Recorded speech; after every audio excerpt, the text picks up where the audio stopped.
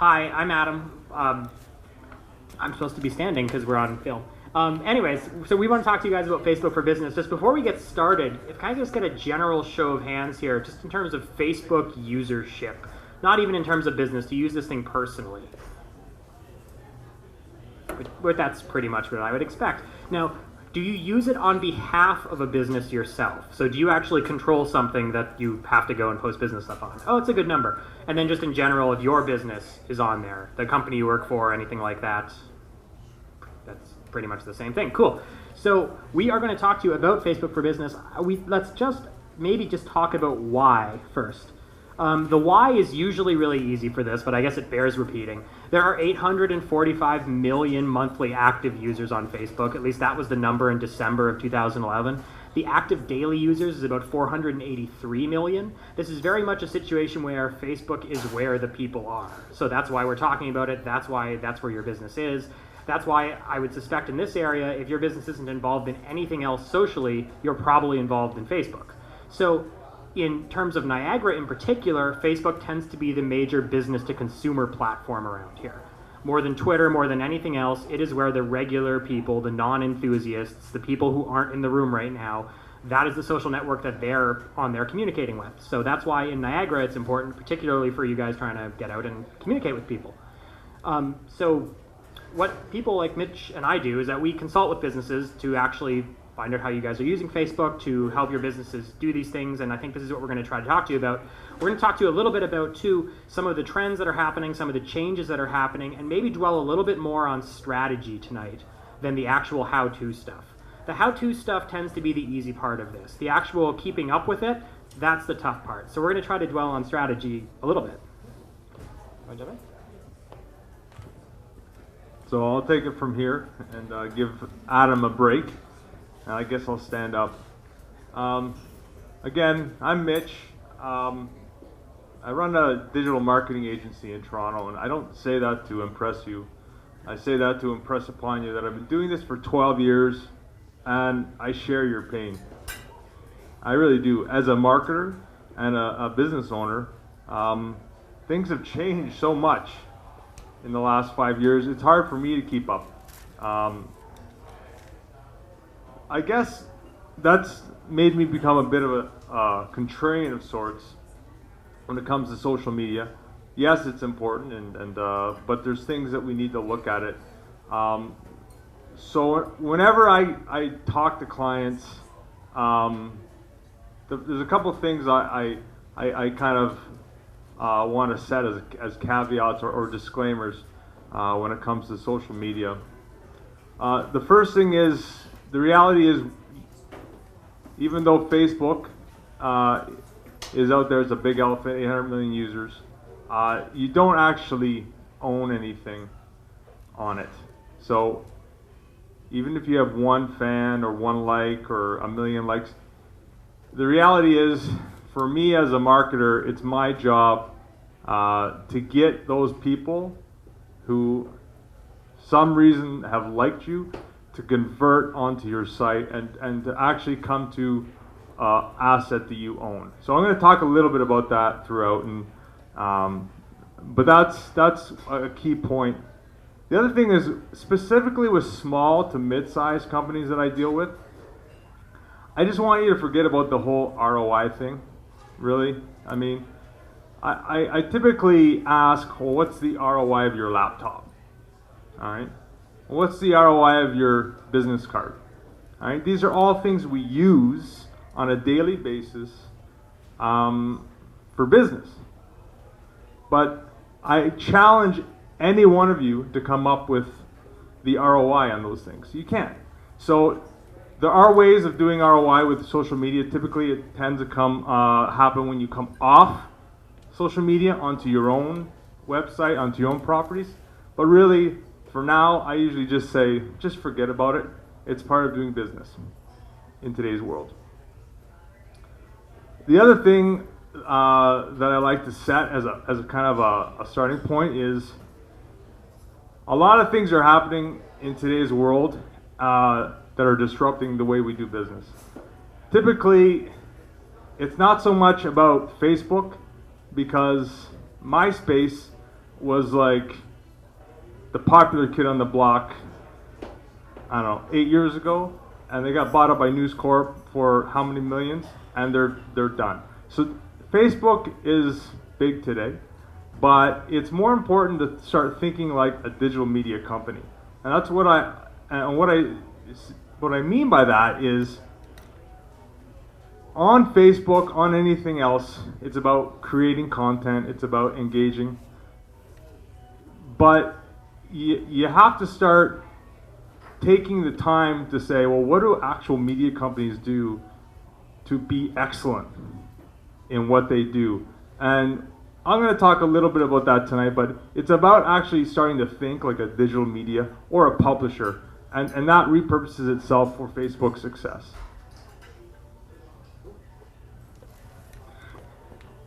Okay, we should probably cover some very nuts and bolts stuff about using Facebook as a business, just to make sure that we're all on the same page here in terms of the terminology that we're using and in terms of what you guys are using it for. So we're going to recap some very basic rules. These are things that should be completely apparent now when you're trying to use Facebook, especially if you've started recently to use it. These aren't things that'll be apparent necessarily if you've used it 4 or 5 years ago, because they keep changing the way this stuff works. So first of all, in almost all cases, the Facebook account that you're going to be using for your business is going to be what they call a fan page or a brand page or a page. It's not going to be a personal account. You still need a personal account. You need that personal account because that's what you use to manage the business page. But you should generally not be using that personal account for your business. So if someone can go be a friend with your business, then you're going to land down a little bit of the wrong path. You should only be using the thing that allows people to go in and click like. That's where you want to use for your business these days. There's a bunch of reasons for that. The one is that if you're using a personal page, you don't get all of the analytics. You don't get all of the information about the people that you're connected with that you can use to actually make marketing decisions. You also don't get access to a lot of the other business tools that they're going to implement, and you're actually limited to a top number of people that you can connect with. So you want to make sure that you're using the actual business account for that kind of thing. I know a lot of older businesses, not older, but businesses that got onto Facebook early on started using groups primarily. Don't do that these days. Groups are not what you want to use. Facebook has started to transition that product away from something that a business is really using to communicate with people, and have tried to make a group more a group, a collection of people having a discussion, less of a branded experience where you're going to get something from one voice or one marketer. So try to avoid using a group for this, but I know a lot of older businesses in this area still have big established Facebook groups. It's just something you're going to have to transition away from because the product is transitioning away from it. The third thing we're going to set as a basic rule here, and Mitch, you can tell me if you disagree with this. If your Facebook strategy depends on you taking whatever you're posting on LinkedIn or on Twitter and using some tool to barf it all into the same thing, don't do that. That's not strategy, that's just making a mess. Please don't do that. There are times when using these tools that allow you to post to multiple sites makes sense, but it's not the starting point, so don't go that way. Finally, the reason that you use Facebook as your business should always complement the reason that people actually use Facebook. You are playing in their sandbox. You can't go in and force them to necessarily do things the way that you want them to do it. People are familiar with Facebook. This is partly the reason why you're using Facebook on behalf of a business, is because you have that familiarity with people. They know how to use it. They know what's there. They know how to find photos on it. They know how to find videos on it. They know how to communicate with you. There's no learning curve that you would necessarily have to have from your own website. So you want to be sure that you're using Facebook to communicate with people in the way that they're expecting you to. And what is that way? Well, you figure that out through observation. Look at the type of messages that people are actually putting onto Facebook as people. You should be mimicking that as your business. You'll find that people are generally posting short messages. They're not talking in the third person. They're trying to talk informally. They're sharing quick little pictures. They're asking questions. They're not doing press release style stuff. That means that's the way that you should be interacting as well, because your messages are going to be in the same mix as them. Anytime someone likes your page, they're giving you permission for the messages that you post to show up on their wall full of status updates. Well, what else is on their wall full of status updates? It's messages from their friends and family. It's quick little quips of information. It's little videos. It's little photos. It's things like that. That's the kind of content that you should be bringing to the platform on a general day-to-day basis, because that's the kind of thing people are expecting there. If you go on to Facebook and try to post or repost, which is what we see a lot, a 4-paragraph newsletter, people aren't necessarily going to engage with that because that's not the style of content that they're on Facebook trying to engage with. Got some basic rules you want to throw here? Yeah. Oh, really? So this is not loud or not? No. Adam makes a good point. Actually, about, what was it, 3 weeks ago, you did that presentation at White Oaks. He made a great presentation. The idea was, I'll give you an analogy. When you go traveling, sometimes if you are going for long term, you want to immerse yourself into that culture. So you spend a lot of time understanding that culture so that you don't go there and make any faux pas. Well, the same essentially is with social media. I'm sure you've all heard that. But before you start, jumping in per se and making all the mistakes, it's good to obviously, because each platform is completely different. I mean, Facebook is different than LinkedIn, is different than Twitter. They all have their own differences, and that's the one thing that's essentially my point in that. This may be a little off topic, but I think it goes kind of in what Adam was saying. Actually, there's a fun fact that I wanted to share, and it kind of gives you a feeling of the import of how people are using Facebook.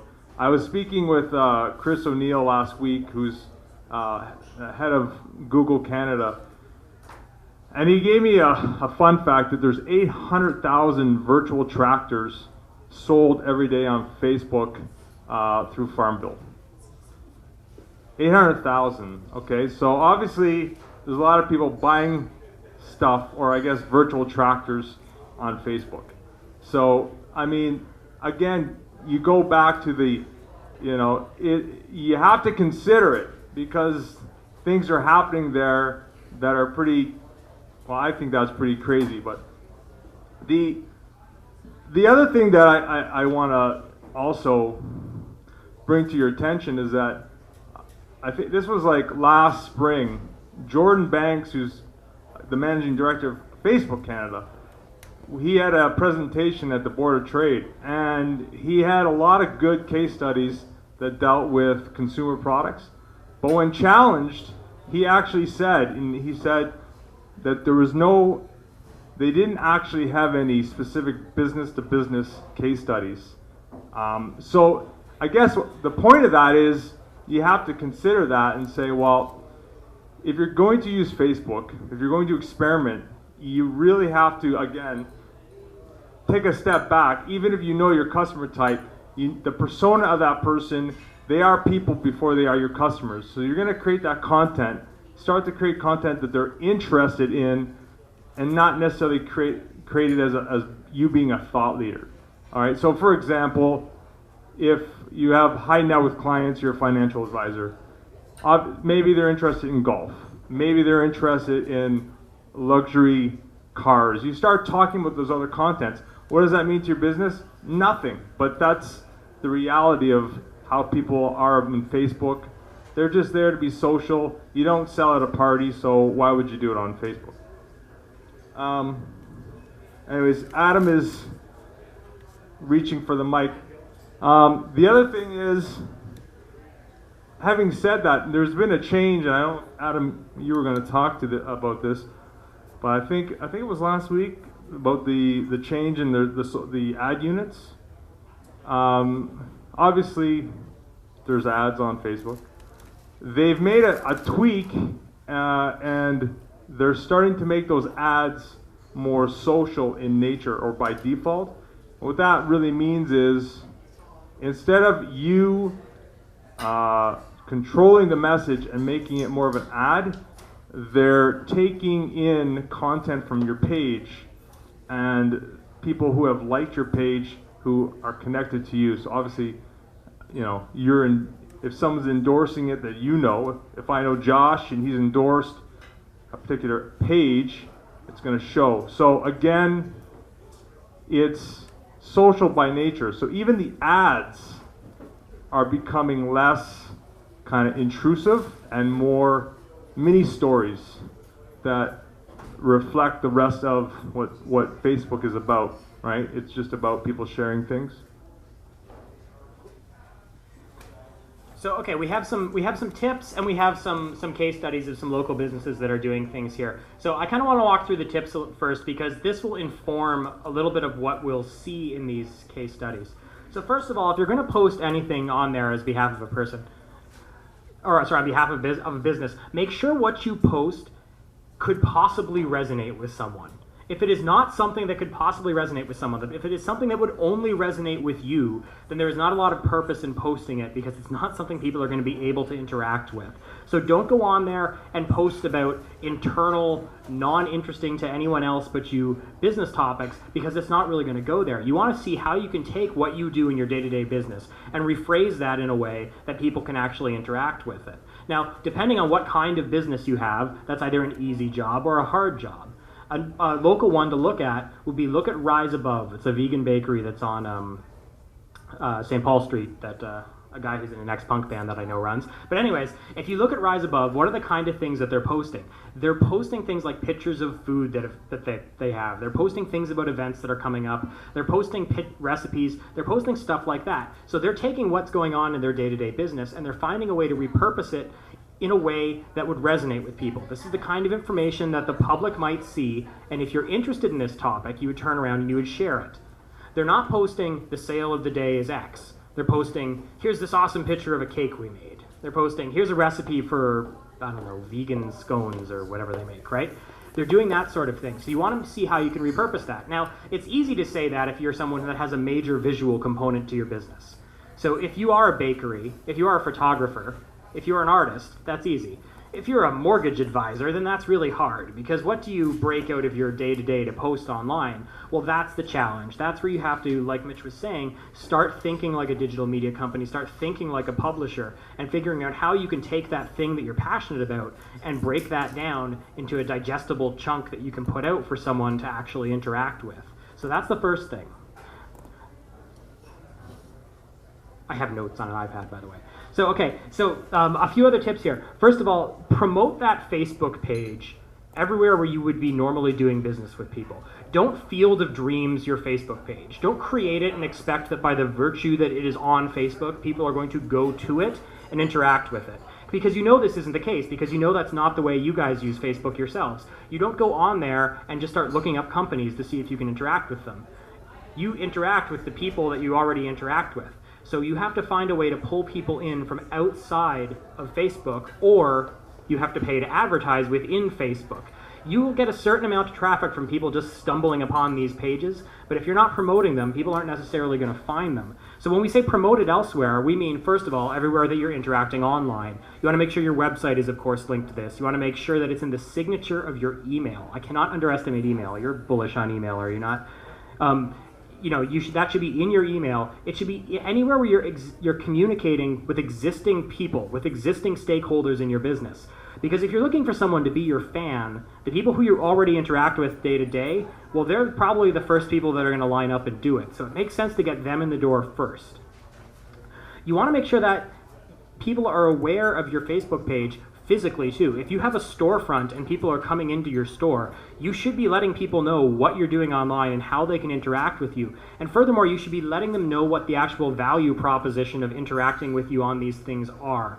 This is a personal pet peeve of mine, is that a lot of people have clued in that it's good for optics to show people that they're on Facebook or Twitter or YouTube. But that usually becomes an ad in the paper with a little Facebook F in the corner of the ad, or a billboard on the side of the street with a little Facebook F in the corner of the billboard. I have yet to figure out what the purpose of that is. It's not actionable, because you can't, click that billboard and get to where you have to go. It's not telling me why I should interact with you there. It's going on this weird belief that we have in this area, and maybe it's not just this area, but it's this weird belief that we have that if we're on Facebook, then that's enough. It's not. You have to sell people on why they should be interacting with you there. If you are that bakery, what are you communicating with people? What are you sharing? If you're just posting your special every day, I probably don't want to communicate with you. I probably don't want to listen to that and have it interrupt my friends and family. If you're posting recipes, if you're posting pictures, if you're doing something interesting, then okay, maybe I'm more likely to communicate with you there. But I have to know, and you have to tell people that. Don't expect people are going to know about all the virtuous things you're going to do without actually telling them. If you are starting a Facebook page for an existing business and you have an existing mailing list, make sure you let that mailing list, let those recipients know what you're offering them and why they can start communicating with you there. That's important. The second thing is that you don't want to necessarily talk about yourself. You probably want to talk about your customers instead, and you need to figure out how to do that. I was talking recently with, I'm going to try to be cagey here, with a major falls attraction that people will probably only go to once in their entire life. And their issue was that, well, what do they do on their Facebook page? Because they realize that they don't have repeat business. People aren't going to show up and like them and then continuously interact with their business day after day after day, because the very nature of their business is that you'll probably never go there again. So what do? Well, what they came down to was that they have to stop thinking about promoting their business that way. They have to start to think about promoting their customers, giving the people that are walking in the door a good reason to share their experience at this. Because their major sell isn't selling to that person, not turning that person into a repeat customer. Their point was to get all of that person's friends and family to know what a great time they had at nameless attraction X. So that is really their strategy for it, is that they have to approach it that way. They have to encourage sharing. So I have a few local encourage sharing examples, unless you want to jump in. No? Okay. My favorite example, and if you've heard me speak before, you know I love this example, so I'm just going to keep using it, is, where's my Pelham? Here she is. Brian Caparici Photography. He's a photographer out of Fawn Hill. Brian is great on Facebook because he understands the way that things are promoted on there. What he'll do is he'll go out and he'll shoot a couple for a wedding or an engagement shoot or something like that, and he'll go and he'll post those nice big full resolution pictures. When he posts those pictures on Facebook, he goes and he makes sure that he tags the people that are in it. He makes sure he befriends the people so he can go and he can say, this is Janice and this is Frank and they are in this picture. Because then all of those people's friends will see that. He's not banking on selling more to that couple who he's already engaged with. He's not banking on people stumbling upon his Facebook page sight unseen. He's banking on all the friends and family of the people that he's already interacting with to get emotionally involved in those pictures and start interacting with it. He doesn't have to overtly brand them as him, because as all those people are interacting and saying, oh, there's a great picture of those people, well, they're eventually going to ask, who took those pictures? They're going to see the little byline at the bottom that says, shop by Brian, and he'll pick up on that. So he's sharing things that people have already emotional investments in, and those are what the things that people are sharing. What he realized is that people are using Facebook or using social or any of these things because they're establishing a narrative for themselves. They're telling their own story through all these online interactions. And he's giving them something that then they can take and make as part of their story. They can share as part of their experience. They'll feel good about turning around and sharing. Now, Brian is an easy example because, again, there's a lot of visuals there. Of course, if you're a photographer, you have pictures to share. But the other people that have had traction on Facebook locally have clued into the fact that you want to help people tell their existing stories. A client of mine is the Robert Land Academy. They're a military academy that's out in Wellandport. If your kids are bad, they can go there.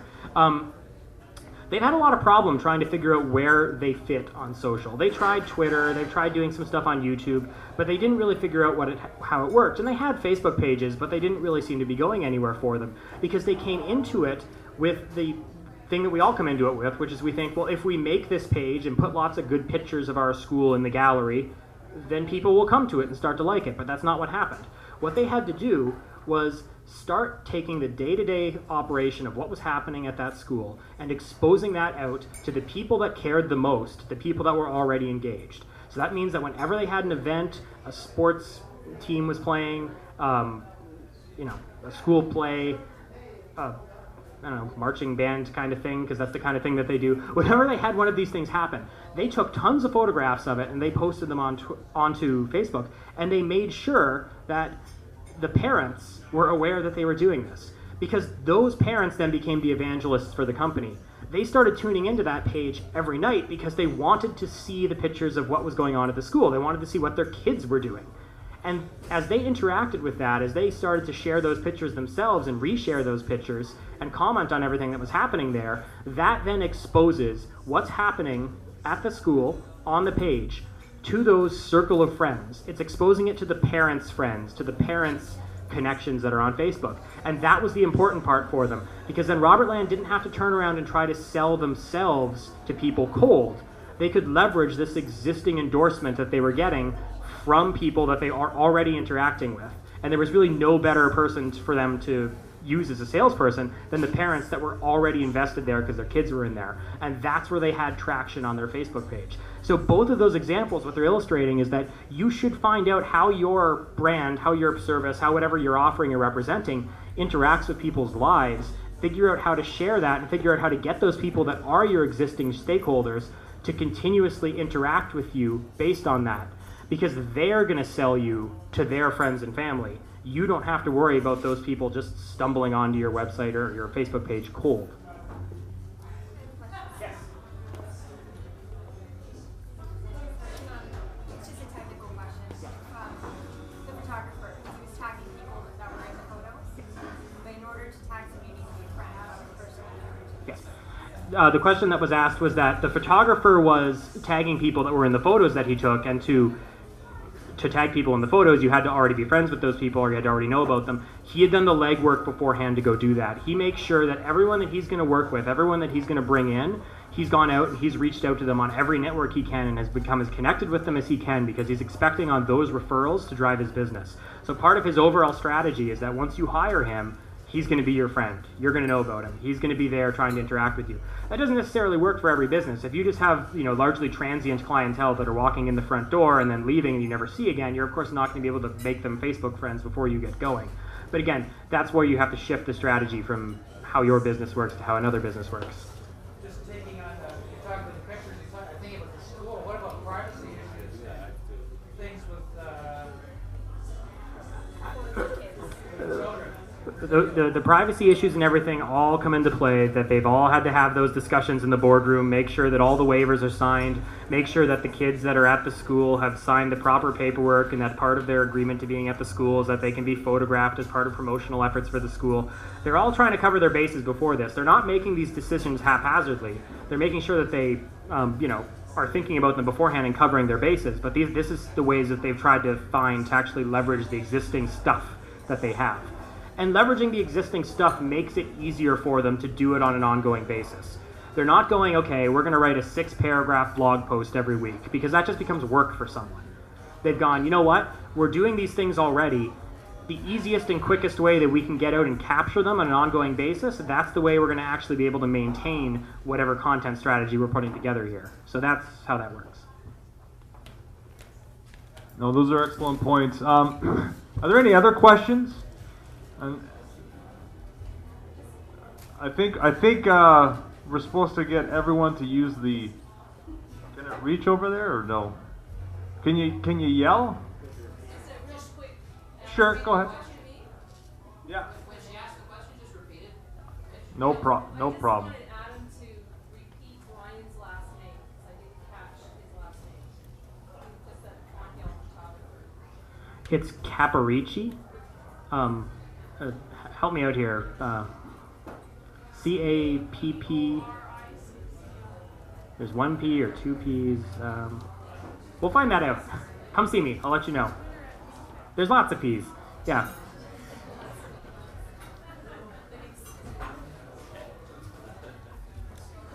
So I'm going to dovetail or keep that ball rolling that Adam started. So, I'm getting in trouble from the back. I have to stand up.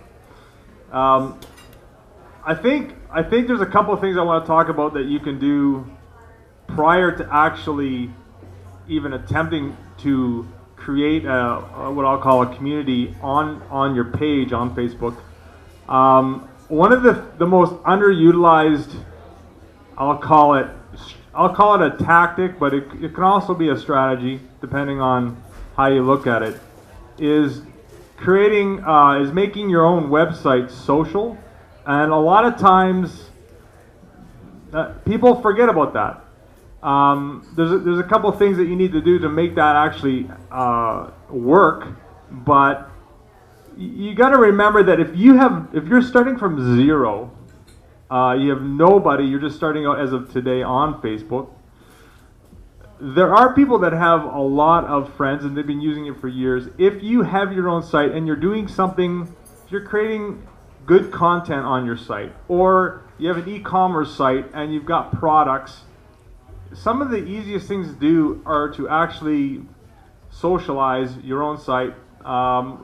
There's things called social plugins. I'm sure a lot of the technical people here know what that is, but you can place the like component. Obviously you have to have a page, but you can place that right underneath a relevant product, or above or underneath a blog post that you've put up. That's referral traffic that if they like it, that's being pushed back to your site. So you got to remember, why not just start by leveraging other people's networks? I mean, to me, that's sometimes the most easiest thing to do. The only challenge there is you've got to have something that's worth liking on your page, on your website. Another thing too, again, this is another I guess some more homework, but it goes back to creating that customer or client persona.